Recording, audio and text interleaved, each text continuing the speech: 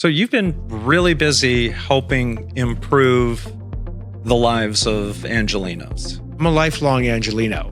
I was born here. I grew up here. I've been married now 31 years. I raised my 3 kids who are now in their 20s here in Los Angeles. We have a huge county, and we have a very diverse communities within our county. And so we need somebody who can represent that, enforce the laws so that people can enjoy the quality of life that California used to always be known for, which, has sadly over the last few years declined. Gascon's social experiment that he's been running the last 3.5 years that have favored criminals over victims has failed them. They feel less safe today than they did when he came into office. They're ready for change, and they believe that I can get the job done. I'm your host for today, Jessie McGrath. And if you like what you hear on this podcast and would like to see more, click the like button and subscribe. This is my very first podcast as a host. As you know, I've appeared on this show a few times before, and Shelby has consistently asked me if I would be willing to do something, and I finally said yes. And so I'm super excited to be here with you today. This is the Transparency Podcast Show. To start off on my inaugural podcast, I have what I think is probably one of the most important guests in the city of and county of Los Angeles today, and that is Nathan Hochman, who is running for the office of district attorney. You are looking to become my boss. That is the idea. It's a race. I got through the primary on March 5th. There were 12 people running. Gascon, obviously the current DA, along with 11 challengers. I made it through. So it's now just Gascon and myself for the November 5th election. And interestingly enough about that primary, Gascon, as the incumbent, was only able to get 25% of the vote, which means 75% of the people at the polls think he's wrong for Los Angeles. That's exactly right. Gascon actually got a historic low. There isn't a DA who's ever sought re-election that got so few votes. In fact, no DA who's ever gotten under 37% of the vote has ever won the general election. And so that's my job. My job is to unify the 75% of the people that rejected him, and they truly cut across all lines, all political lines, Democrats, Independents, Republicans, demographic lines, Black, white, Latino, Asian, every religious group, every group out there in society, and geographic lines, from Long Beach and San Pedro to Los Angeles to Lancaster, from Santa Monica to all the valleys, San Gabriel, Santa Clarita, and San Fernando. Yeah, we have a huge county, and we have a very diverse communities within our county. And so we need somebody who can represent that and enforce the laws so that people can enjoy the quality of life that California used to always be known for, which has sadly over the last few years declined a little bit. You're absolutely right. And what's interesting, I put, at this point, thousands of miles on my car in the last couple of months, talking to everyone from small store owners in East LA to I've been in Black churches, I've been in Koreatown, I've met with Chinese American groups, Armenian American groups. I've been up, to neighborhood councils in the Santa Clarita Antelope Valley. These folks don't agree on a lot, I must tell you, but they do agree on this. The Gascon's social experiment that he's been running for the last 3.5 years that have favored criminals over victims has failed them. They feel less safe today than they did when he came into office. They're ready for change, and they believe that I can get the job done. I can tell you from my personal experience, because I have been a prosecutor with the LA County DA's office for over 36 years. I've worked for 5 separate district attorneys, starting with way back in the beginning with Ira Reiner was my boss when I started.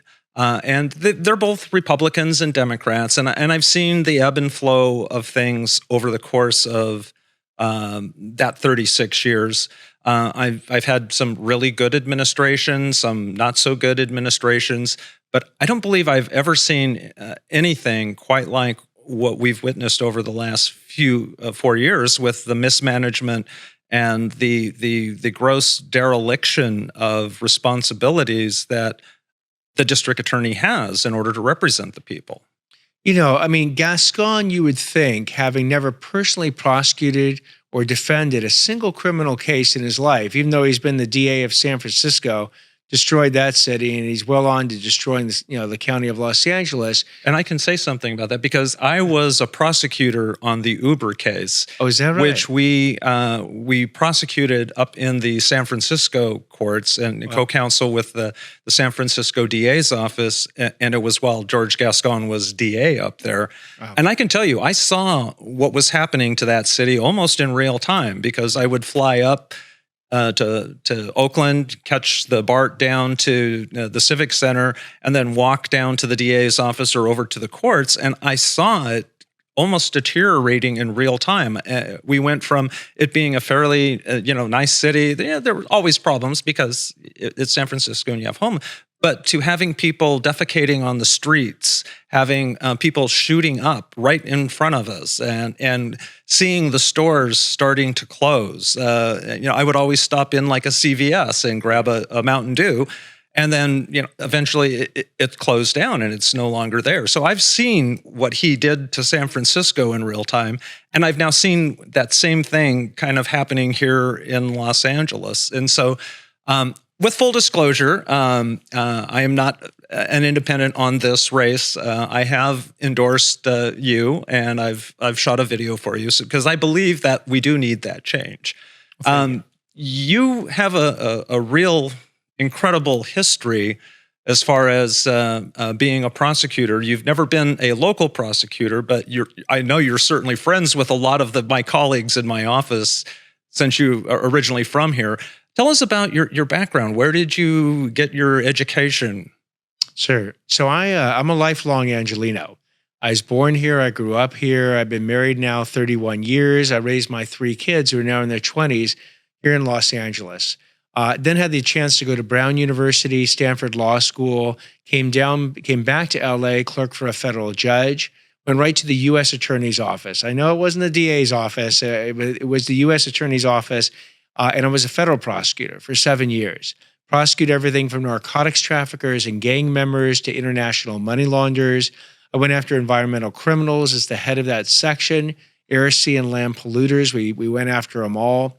Had the chance also to go after public corruption cases, whether it was corrupt public officials or corrupt cops. And you actually tried those cases to a jury. Yes, I unlike Gascon, who's never actually been in a courtroom trying a case. I had 33 trials as a prosecutor. I've had additional trials during the 24 years I've been on the defense side. And so I know what it's like inside of a courtroom. I know how to build cases. I on the prosecution side, I know how to tear them down on the defense side. But that makes you a little unusual for people that are running for district attorney. I mean, the last 2 district attorneys prior to Gascon being elected were both career prosecutors. They had started with the office. They had worked their way up. Steve Cooley and Jackie Lacey. Sure. Whereas Gascon had spent most of his life as a police officer, and then his first foray into being a lawyer was as the district attorney up in San Francisco and then down here. But he never went into the courtroom. He never had to build a case like you and I have had to do. Correct. I mean, imagine if someone wanted to head up a group of very talented surgeons, but had never done surgery. That's effectively George Gascon heading up a group of very talented trial attorneys, having never been a trial attorney himself. He has no clue what it takes to actually build those type of cases. And that's hard to do, isn't it? I mean, it's very hard to do. And again, my prosecutorial background wasn't just in the U.S. Attorney's Office. I got a presidential nomination, a unanimous U.S. Senate confirmation to run the U.S. Department of Justice's tax division back in D.C. Oh, wow. My daughter was a tax lawyer for the IRS after she graduated school. So she was big into that tax law, something I could never really enjoy, but if you do, that has to be an incredible experience actually running a whole section for the Department of Justice. You know, my wife used to joke around that when I went back to DC and she was in charge of the 3 little kids out here, that it was like a guy in his 40s going to fantasy job camp. I mean, it was a great job. I had a $100 million budget, 350 very talented lawyers doing cases all over the United States. You know, my dad was actually a tax attorney for 50 years after he was a federal prosecutor. He loved the tax law. I sort of liked it. Struggled in law school to pass my tax classes. But unfortunately, he passed away before I got that position back in D.C. But I'm absolutely convinced he helped me get that position through the karma of this world, and it was a fabulous position. And then after that, I had the chance to go on the defense side. Come back to LA, work for two major international law firms, government investigations practices, and head them up.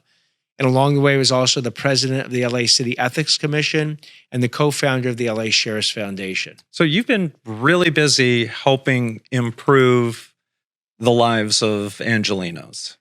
I certainly have tried. When I was the president of the LA City Ethics Commission, it's really holding city officials accountable for their actions. And, we audited, we investigated, and hopefully, at least, for the 5 years I was on that commission, we really made a strong point, whether it's to the politicians themselves, to their staff, to lobbyists, that if you want to be part of the system, you got to do it ethically. You got to do it, and follow the rules. I've seen you speak a few times now, and it's one of the things that I've heard you repeatedly say is that the only way to practice law is ethically, and right. To have that highest ethics and to do justice and not just get a victory. Right. That's the unique responsibility of a prosecutor in our system, is that they say, and I've always believed, that the prosecution wins when justice is done. That doesn't necessarily mean you get a conviction, because it very well might be that as you go through the process, you don't have proof beyond a reasonable doubt. Doesn't necessarily mean someone is innocent, but it does mean in our system they're not guilty. And occasionally a prosecutor has to respect that. And occasionally we end up with cases where we think there's one thing, and then further delving into the facts, you find that our perception was wrong. Right. I've had those cases. I've had one where a woman was charged with a robbery, and ultimately, after doing further investigation, I was able to determine that it wasn't her, it was her niece. She had originally told the police that it was her niece. The police didn't believe her. When I did some further investigation, it was clear that was the case. And I ended up dismissing those robberies because could I have gone forward on that and tried to get a conviction to prove the robbery? I could have. I would not have felt good about myself. And that's the one thing I see about most of the prosecutors that I work with. We have an incredible commitment to justice and to seeing that the right thing is done. And that's in large part why it would be such an honor to head up this DA's office. We were talking about before about Gascon's lack of experience. He doesn't trust you folks. He does not trust the 750 deputy district attorneys because he has no desire to learn from you and listen to what you have to say. As a DA who was sitting there on December 7th when he was sworn in 4 years ago, and seeing him talk about what he was doing, and then suddenly my computer going ding, ding, ding, ding, ding, ding, 13 times with emails about how everything was going to change. And then later there was a Zoom call with the managers in the office, and we were talking. It was like, why didn't we have this meeting before I got those 13 emails changing all of our policies? You never met with us to discuss with us how to get that, because some of those policies were actually really had beneficial things associated with them, but it got lost in all of the noise because he never once sat down and said, we're in this together. Right. Let's figure out how to make this work. And certainly from what I've heard you speaking, that is your attitude. Absolutely. I mean, again, Gascon's the extreme. He comes in with literally zero trial experience, and he's telling 750 people with collectively thousands of years of prosecutorial experience how to do their job. And he's enacting the most pro-criminal anti-victim policies. I mean, these are the policies that say everything from, if you're under 18, you can steal just under $950 because it's a misdemeanor and we're not going to prosecute you. It's policies that originally said if you use a gun in connection with a violent crime, we're not going to charge the gun enhancement. If you're part of a gang when you commit a violent crime, we're not going to charge the gang enhancement. If you're the worst of the worst and you're a 3 strikes offender, we're not charging the 3 strikes cases. Again, if you want to go ahead and enact a social experiment, consult with the very people who are going to implement that for you. He did none of that. He literally imposed these special directives that you were described from up high. Then he watched them not work. And then he has the arrogance to not pivot and not go back to find out, okay, guys, what's not working? How can we fix this? Let's all work together to get this thing fixed. He has doubled and tripled down on his political ideology, his political agenda, when a DA should only be relying on 2 things, the facts and the law to make decisions. That's what our bread and butter is. What are the facts that we determine them to be through our investigation and working with our partners in law enforcement, getting to those facts and then looking at it and saying, okay, this is what the law is. And sometimes the law is very specific on what it is that you're supposed to do. I mean, we have a lawsuit, the Association of Deputy District Attorneys has a lawsuit pending that is now in front of the Supreme Court on the issue of being directed not to file 3 strikes cases when the statute actually says that we have to. Now, whether we enforce and do the full enforcement of the 3 strikes, that's where discretion comes in. But I don't think there's any discretion in being and charging it, because that lets the court know the seriousness of the person that the charges are against. The 3 strikes policy is a very good example of how George Gascon operates. So he comes into office, as you were saying, first day, first hour, first email, or first 13 emails, and he eliminates that policy. And again, the 3 strikes policy, for people who don't know what it is, they're going after the worst of the worst offenders. It means you either committed a violent and serious offense, got convicted, got sentenced, went to jail. That didn't stop you. You did another one. Another violent and serious offense, got convicted, got sentenced, went to jail. That didn't stop you. Now you've committed the 3rd one. And that's where the penalties keep ratcheting up. So Gascon says, I refuse to allow you folks to implement that law, even though that law, when it passed in 1994 and it passed by 70% of the people, says you shall file those type of charges. So your association actually hired myself and my law firm to go into, I was part of it. Oh, wow. I didn't realize that. That was me. We went into court and we did something that had never been done before. We asked a judge to go ahead and preliminarily enjoin a DA's policy because the DA's employees, those deputy district attorneys, said it was illegal. And sure enough, the judge agreed. The judge said, Gascon is trying to implement it in an illegal policy, and I'm going to stop him from doing it. And he kept going. He went to the California Court of Appeals, and he said, we need to now overturn the judge's ruling. And the California Court of Appeals basically slapped his argument in the face and said, George Gascon, you are not a sovereign with unreviewable discretion. You, like others, have to follow the law. And kept his preliminary injunction to show you his arrogance. He's now, as you said, taking this to the California Supreme Court.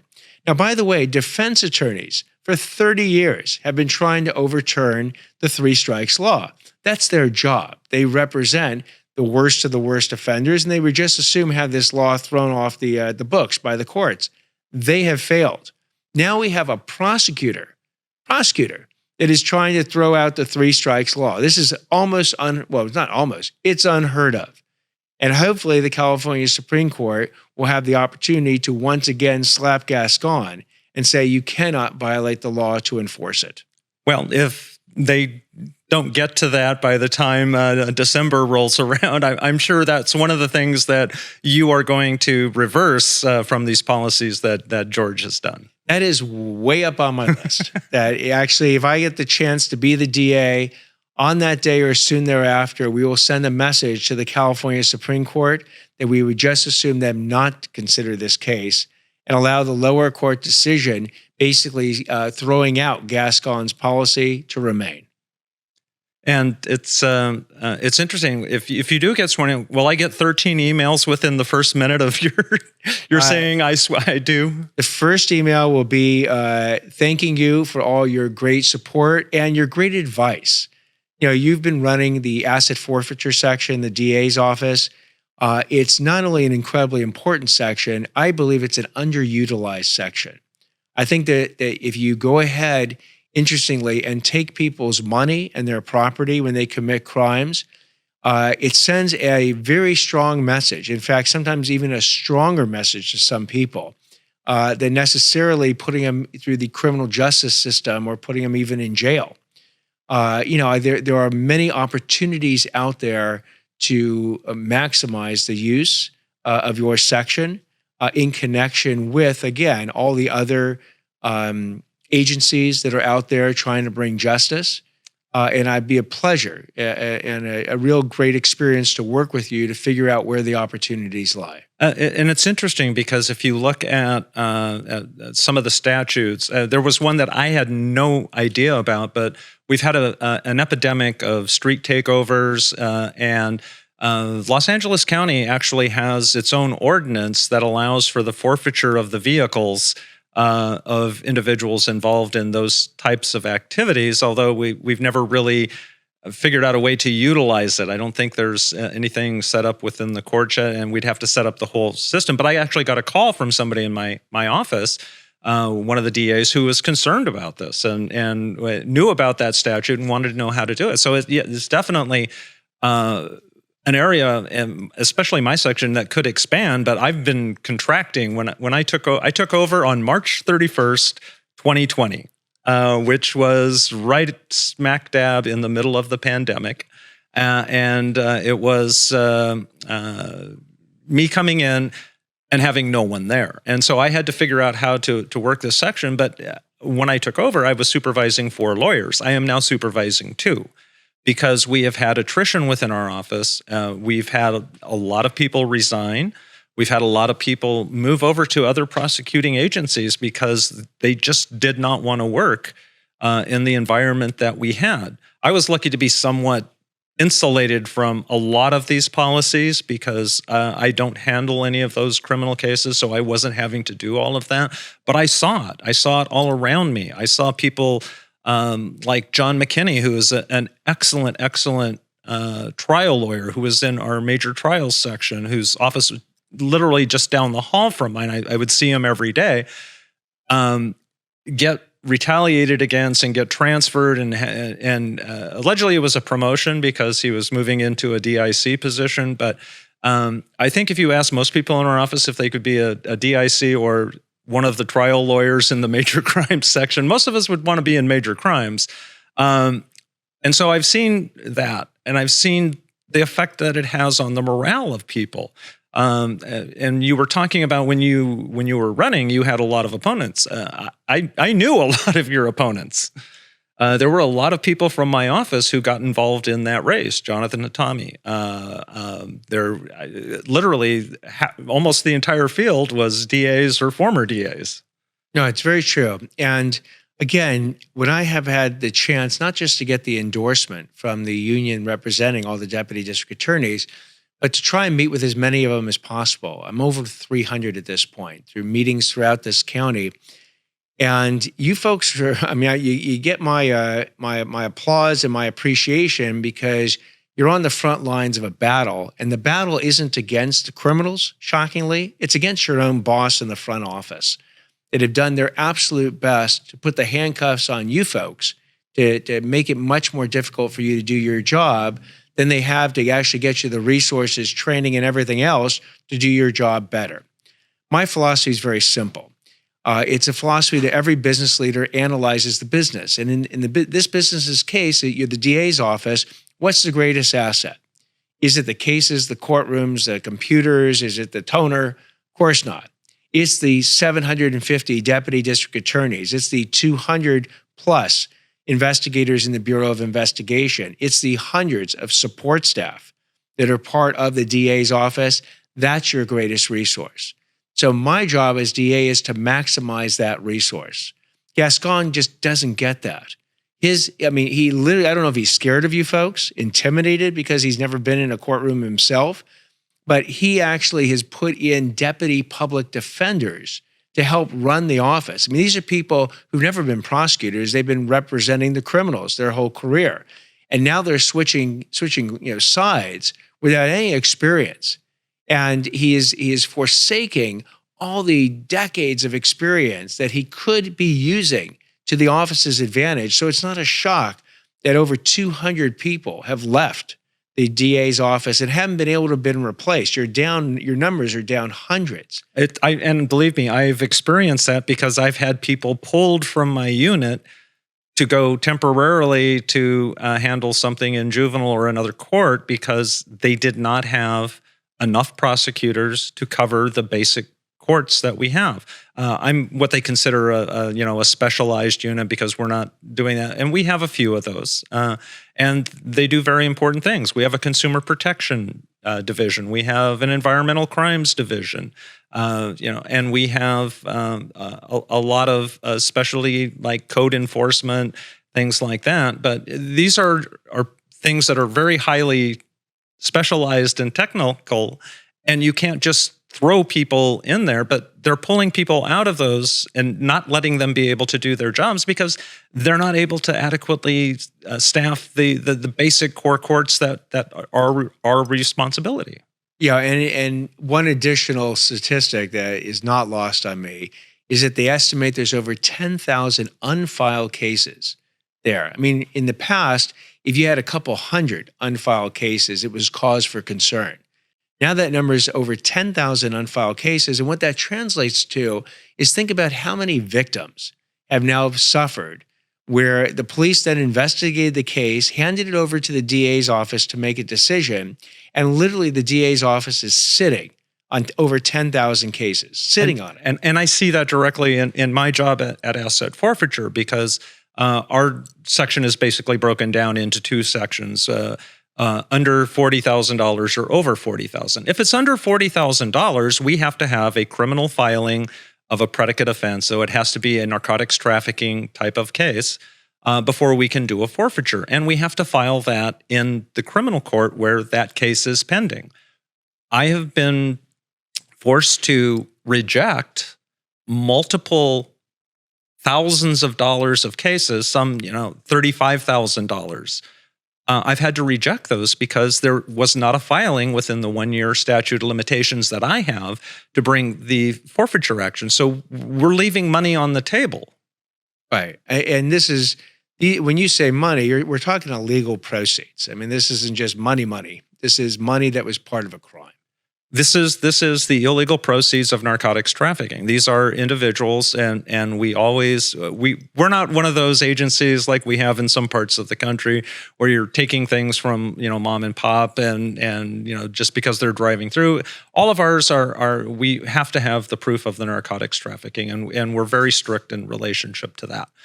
So we're not being able to punish some of these narcotics dealers by taking their proceeds. So not only, they don't get filed on, they get their $35,000 back.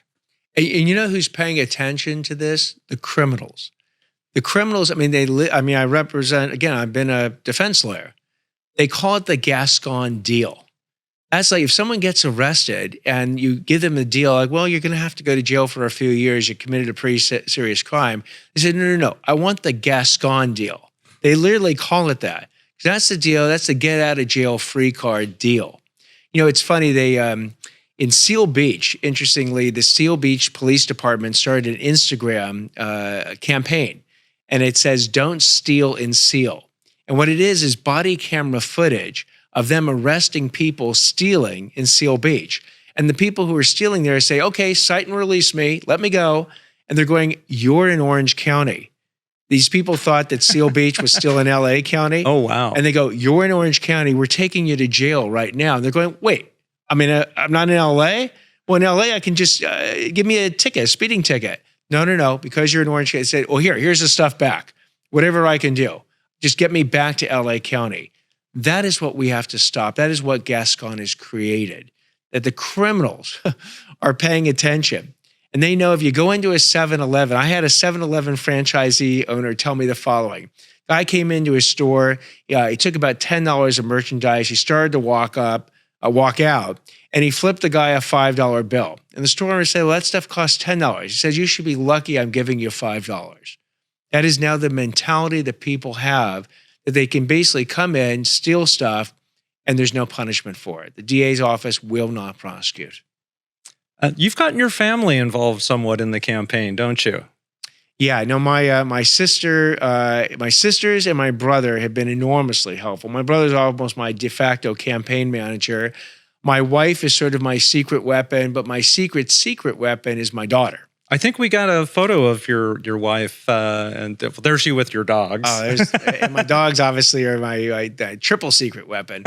There's my wife, Vivian. We have been married now over 31 years. She's a native Californian from Camarillo originally, a lawyer. She was a lawyer in one of the big firms as a civil litigator, and then she actually was in charge of reality TV for one of the big TV studios. She had a pretty cool job. There's my daughter. I've done discussions with my daughter. She's up north in college. And those things started when she sort of asked me some basic questions about my campaign, and I gave her the answer, and she said, you know what, why don't we actually record that and put that on social media? Because people my age, those are their questions. And I said, you know what, pretty great idea. And so we've done a whole bunch of discussions with my daughter. And, and then I've been fortunate enough to be endorsed by a whole lot of different people. I was going to say, you have one of the most impressive endorsement lists for legal-related things that I've seen in quite a while. You're basically endorsed by almost all of the former U.S. attorneys here in Los Angeles. Yep. I recognize a number of them. There's Robert Bonner and Deborah Yang, and who. So, how did you pull this off? These are the advantage of being, I'm 60, and the advantage of being 60 and running for office at this point in my life is that I've spent the last 35 years working in the community, the legal community, the charitable community, the civic community, building those relationships. If you put the work in and people see what type of work you do, the results that you can generate, when it comes time to run for something, they're willing to support you. And I've been fortunate enough to get support from some incredible people. And you have the support of a couple of my former bosses. Yes. Steve Cooley, who I worked for a number of years. Steve has been on board since the beginning. 3-term LA DA. Things were really running well when he was the DA. In fact, a lot of the problems we're having today are because of policies that have basically contradicted what Steve was doing for those 12 years. They tried this Gascon social experiment, and it's failed. And then after Steve left, he was replaced by Jackie, who was the one who promoted me to my position. Amazing lady. She was in the office for a long, long time, worked her way up from a trial deputy just like me. I was actually on the same grade 4 list as she was when she got her grade 4. Way back when we were just youngins, I guess. And so she also endorsed you. Jackie's an amazing story. She grew up in Crenshaw. Her father actually was shot in his front yard by gang members. She went to law school. She went right to the DA's office, was there over 30 years, held most positions in that DA's office until she finally became the first African-American woman to hold the position. Interestingly, Jackie is a Democrat. Steve Cooley's a Republican. Those U.S. attorneys are Democrats and Republicans. And a point that Jackie made, what I thought was a very important point for this election, she says it's not about politics. It's not about Democrats versus Republicans, because I know we got a very polarized society. We got a presidential election coming up. But she says the DA's election is unique. It's a nonpartisan race, so you're not going to see even party affiliation next to our names on the ballots. And it really is about who has the experience, who has the blueprint, who can keep you and your family safe for the next 4 years. And that's why I thought it was so surprising to have Gascon run against Jackie 4 years ago, because she was an African-American woman who was progressive, and she was making changes. Apparently, it just wasn't fast enough for him. And so they brought in Gascon from San Francisco to, I guess, accelerate those changes. But they were being done already. And so when you say it's not politics, it's like there were two Democrats running against each other in that election. And it made, to me personally, no sense.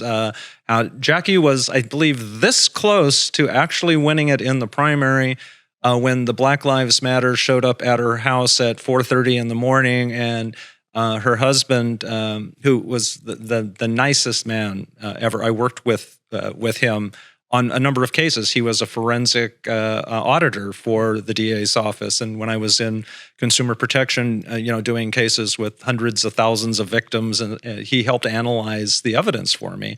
So, and he, David, went down and answered the door with a gun, and ultimately was charged. And that's what I think ultimately kept her from being able to be reelected. And so now we've had this 4 years of this experiment, which has failed horribly. And it's frustrating to see what has happened, but you give us hope that there is going to be a change. Thank you. Thank you very much. Again, Jackie ran in a very unusual situation that summer, the summer of 2020. That was the George Floyd summer, the defund the police, the riots and protests in the streets. And George Gascon comes in with promises, a lot of promises. I can fix all the problems in the LA criminal justice system, and I guarantee you that I can bring more safety to the streets rather than less. Well, he hasn't fixed the problems in the system, and he's basically taken our safety into the abyss. The California Department of Justice just came out recently with the statistics of the violent crimes and property crimes and hate crimes over the last 4 years. They're all double digits with George Gascon. In fact, shoplifting was up 133%. And yet he says that his policies are working to reduce it because crime is down. Yeah. Well, they are working for criminals. If you're a criminal right now, if you don't vote for George Gascon, wow, you are voting against your interest. Because he is, if anything, he's brought in the dawn of the golden age of criminals, which I hope to bring its sunset come November 5th. It's going to be a process because it's going to take a while for the mindset of the criminals, I think, to get back to, hey, we can't do this, because I think they're thinking they can get away with it. And in fact, they brag about it. 100%. We don't need to shoot for the 1960s or the 1970s for the target of safety that we're looking for. We only have to go back 10 years to 2014. 2014 was considered our safest year in the last 50 years. And what was going right? Well, you had a DA doing her job. That was Jackie Lacey. You had the police understand the DA's office was now their partner, so they were doing their job. You had victims know that if you dialed 911, someone would not only pick up the phone, but the DA's office and law enforcement would help bring justice to the harm you suffered. And as importantly, to your point, criminals understood that there were lines in the sand. Those lines were our laws. They were being consistently, fairly, and impartially enforced, but there were real consequences on the other side of the line. So in that year, a historic number for the last 50 years of criminals weren't committing crimes. Deterrence was working. And that is the true goal. That is a true test of an effective criminal justice system. Not how many people you can put in jail. It's how many people you can deter from committing the crimes in the first place, because that means there's a whole lot less victims in the system. Yeah, it certainly is a different feeling on the streets now than there was in 2014. I still remember that time because I was working downtown, and things were not near as bad as they are now, as far as even feeling safe walking to your car in a parking lot. I was at an event about 2 weeks ago, and a woman comes up to me and she says, "Look, I'm 82. I used to walk around my neighborhood. I'm afraid. I don't walk around my neighborhood anymore." And she says, "I don't know how many more years I have, but you got to fix this. This is unacceptable." Because she can't leave. She's got everything invested in that house and all her friends. So she's not going anywhere. So she said, "You got to fix this. You got to win. You got to get rid of Gascon. You got to get LA County back on track." I said, "Ma'am, I will do everything in my power to make that happen." And so I'm literally running around this county getting the message out. November 5th is an incredibly important election. People, the recall didn't work against Gascon, but he's on the ballot now. If you want to make your voice heard, you need to vote and vote for the DA's office. Hopefully, when people hear about myself, they'll say, "Okay, that candidate makes sense. Nathan Hochman, I can vote for him and send the strong message to Gascon that now it's time to be gone." One of the concerns I think that some people have is one of the reasons Gascon was elected is because there was a perception that the DA's office was covering up for cops, that we weren't going after bad cops, that we weren't going after shootings that were unjustified. I have something in common with you in that I also have prosecuted cops during the course of my career. I actually prosecuted cops that people in the division that prosecutes cops said there was no crime. I was like, "No, there is a crime." I prosecuted it, got the conviction on a couple of different officers. And I know you've done the same thing in your job within the Department of Justice. If I become DA, I'll be the only DA that not only has set up a foundation to get resources to the sheriff's department and partner with law enforcement, but as you said, the only DA in history that has personally prosecuted a deputy sheriff. I did it back in the 1990s. I was part of a team that went after 16 deputy sheriffs who were stealing drugs, guns, and money from drug dealers. Was that the Majors crew from that? Majors. I was in Major Narcotics at the time that was going on. And believe me, I saw the effect that had. And it was something that we do need to do as prosecutors. We need to make sure that those who are enforcing our laws are following those laws. And if they don't, we need to use the full force of our offices to go after them. And so 100%. You are not going to, they're not going to be able to paint you into a corner that you're going to cover up for cops, that you're going to allow bad shootings to go unpunished. Not at all. I mean, I've made it crystal clear to every law enforcement person I've met with, up to the sheriff of LA County or the police chief of the LAPD, that if a police officer crosses the line, engages in criminal conduct, they will be treated like any other criminal and prosecuted for their actions. You know what they tell me, which is interesting? They said no one hates a bad cop more than a good cop, because they understand that bad cops ruin the reputation in the public's eyes for the entire department. And if they're not dealt with very swiftly, giving them full due process rights, full trials, whatever they want.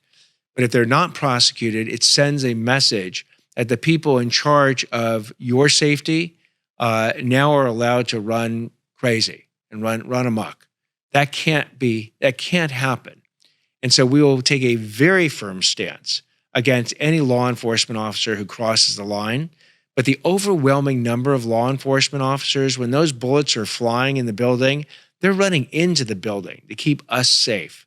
Those officers deserve our respect, our admiration, and if I'm the DA, our partnership. Yeah, it's something that as a prosecutor, I have to rely on my law enforcement partners to gather the evidence that I need to be able to present. So it really is somewhat of a partnership, but it's not a partnership that's a cover-up. And Absolutely. And that is one of the things that I've seen, at least in my career, and I've tried to emulate, is that I don't let bad behavior go unpunished or unrewarded. So if there is that something crops up, it's incumbent upon all of us within the system to do what we can to rectify that. 100%. And swiftly. It can't be allowed. One of the problems with Gascon, interestingly, is he came into office saying that all those cases that supposedly Jackie Lacey, his predecessor, didn't prosecute against police officers, he was going to prosecute.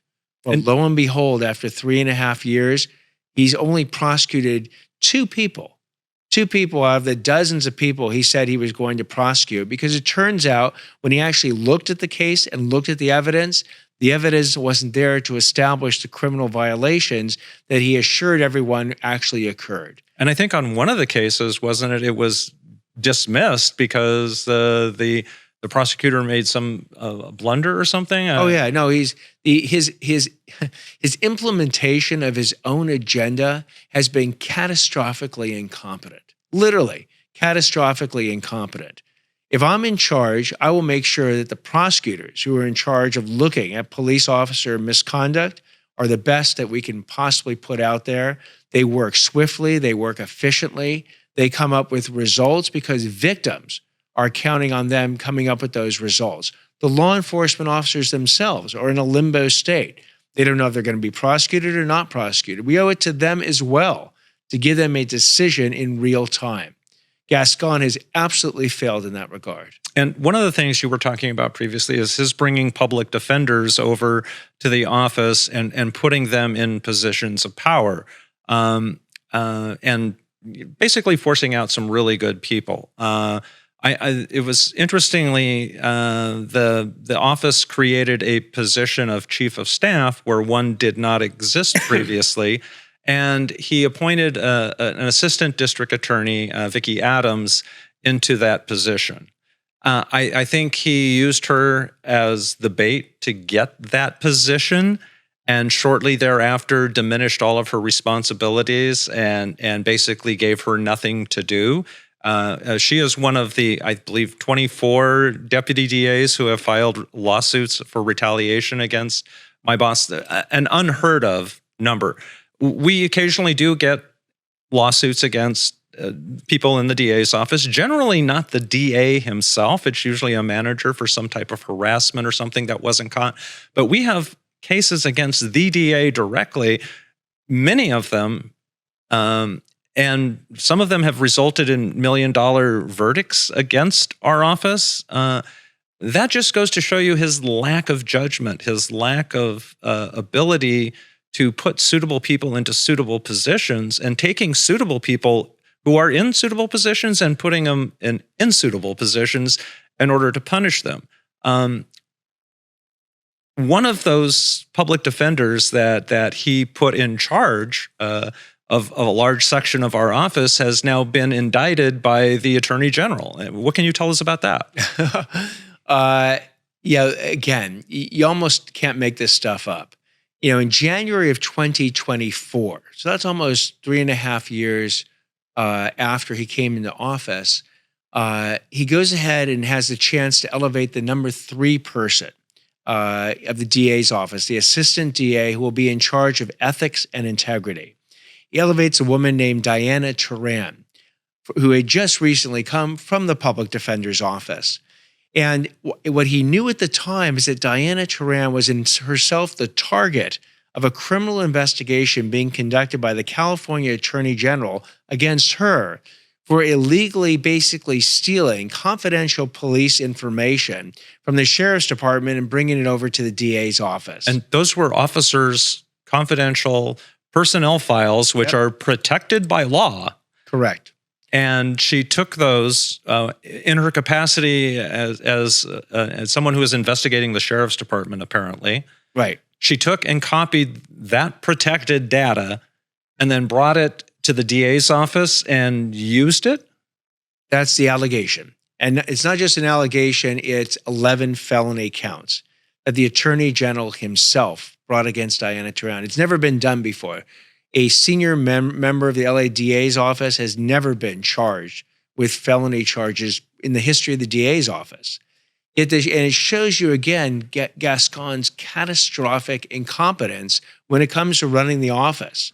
So his chief of staff, as we discussed before, is Tiffany Blacknell. She's the deputy public defender. She wears the shirt that says the police are trained to kill us, calling them barbarians in an occupying army. His number 2 guy is a guy named Joseph Iniguez. Joseph Iniguez has only done 4 trials in his entire life, yet he was elevated to supervise people doing hundreds of trials.